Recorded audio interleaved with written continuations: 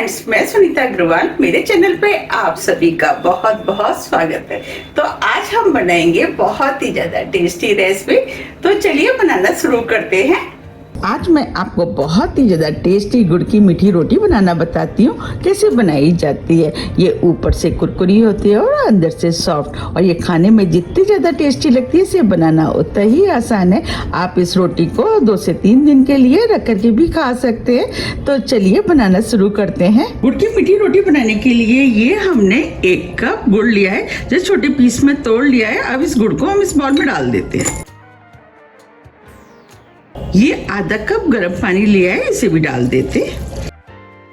गर्म पानी डालने से गुड़ जल्दी से मेल्ट हो जाएगा। गुड़ को 10 मिनट के लिए मेल्ट होने के लिए ऐसे ही छोड़ देते हैं। अब ये गुड़ भी मेल्ट हो गया है। अब गुड़ को हम छलनी से छान लेते हैं। गुड़ के अंदर जितनी भी गंदगी होगी वो छलनी में रह जाएगी। ये हमने गुड़ को छान लिया है। अब इस रोटी को और भी ज्यादा टेस्टी बनाने के लिए इसके अंदर आधी टीस्पून सौंफ डाल देते हैं। अब मिठास को बैलेंस करने के लिए 1 पिंच नमक डाल देते हैं और दोनों चीज को मिक्स कर देते हैं। अब ये दोनों चीजें मिक्स हो गई है। ये हमने गेहूं का आटा लिया है। अब इसके अंदर हम थोड़ा थोड़ा आटा डाल करके डो बनाएंगे।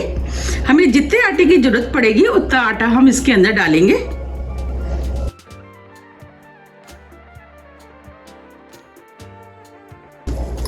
अब इसमें हम थोड़ा सा आटा और डाल देते हैं। हम इस तरीके से थोड़ा थोड़ा आटा डालते जाएंगे और डो बनाते जाएंगे। हमें इसका डो सख्त बनाना है, जैसे कि हम चपातियों का बनाते हैं उससे सख्त बनाना है। ये हमने डो बना लिया है, बस हमें इसी टाइप का सख्त डो चाहिए। अब इस डो को हम 20 मिनट के लिए सेट होने के लिए रख देते हैं और ढक देते हैं। 20 मिनट करीब हो गए। अब ये डो भी सेट हो गया है। अब इसमें से हम लोइयां तोड़ लेते हैं। लोइयां का साइज आप अपने हिसाब से थोड़ा सा छोटा या बड़ा भी कर सकते हैं। आपको जितनी बड़ी रोटी बनानी है उस हिसाब से आप लोइयों को तोड़ लें। ये हमने लोइयों को तोड़ लिया है। अब इसके अंदर से हम 1 लोई ले लेते हैं और इस लोई को हम इस तरीके से चिकना कर लेते हैं। देखिए, ये हमने लोई बना ली है। इस तरह हम सभी लोई बना के तैयार कर लेंगे। ये हमने सभी लोइयां बना के तैयार कर ली हैं। चलिए अब हम इनको बेल लेते हैं। हमें लोई को थोड़ा सा मोटा ही बेलना है, क्योंकि ये रोटियां थोड़ी सी मोटी ही बनती हैं। आपको रोटी के साइड चटकते हुए दिख रहे होंगे, लेकिन इससे कोई फर्क नहीं पड़ता है। ये हमने रोटी को बेल लिया। मैं आपको पास से भी दिखा देती हूँ। देखिए, हमें इतनी मोटी रोटी बेली हुई चाहिए। अब हम रोटी के ऊपर इस तरीके से फोक से छेद कर देते हैं, जिससे ये रोटी फूलेगी नहीं और अच्छे से सिक करके तैयार होगी। और पीछे से भी कर देते हैं।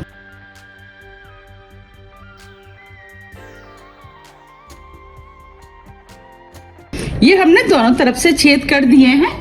इस रोटी को हम प्लेट में रख लेते हैं और इस तरीके से हम सभी रोटियां बना के तैयार कर लेते हैं। ये हमने सभी रोटियों को बेल करके तैयार कर लिया है। तो चलिए रोटी को सेक लेते हैं। तो उसके लिए हमने गैस पे तवा रख दिया है। जो हमने रोटी बेली थी वो हम इस तवे पे डाल देते हैं।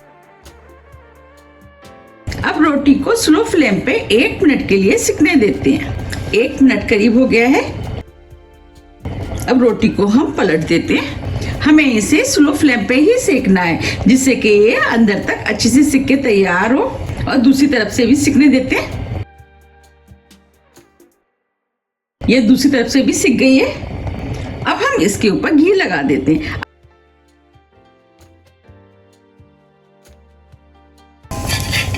अब रोटी को पलट देते हैं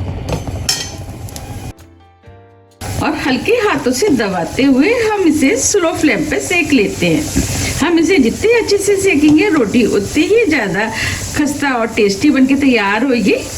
रोटी को सेकते समय आपको ध्यान रखना है फ्लेम स्लो ही रहे, जिससे कि ये अंदर तक अच्छे से सिक के तैयार हो। अब दूसरी तरफ से भी हम घी लगा देते हैं। आप घी की जगह ऑयल का भी इस्तेमाल कर सकते हैं और घी को अपने टेस्ट के अनुसार थोड़ा सा कम या ज्यादा भी कर सकते हैं। दूसरी तरफ से भी हम इसी तरीके से हल्के हाथों से दबाते हुए सेक लेते हैं। ये रोटी खाने में जितनी ज्यादा टेस्टी लगती है, इसे बनाना उतना ही आसान है। हमें इसे उलट पुलट के अच्छे से सेकना है। ये दोनों तरफ से सिक गई है। अब हम इसे प्लेट में निकाल लेते हैं। अब तवे पे हम दूसरी डाल देते हैं।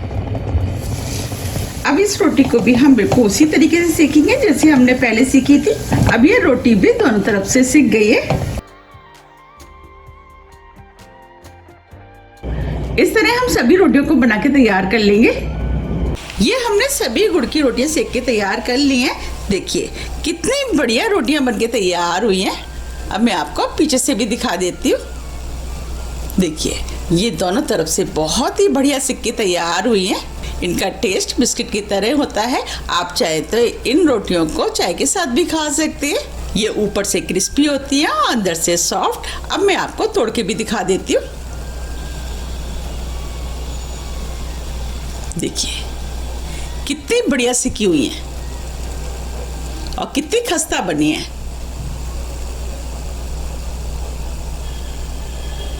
यकीन मानिए ये खाने में बहुत ही ज़्यादा टेस्टी लगती है और इन्हें बनाना तो बहुत ही आसान है।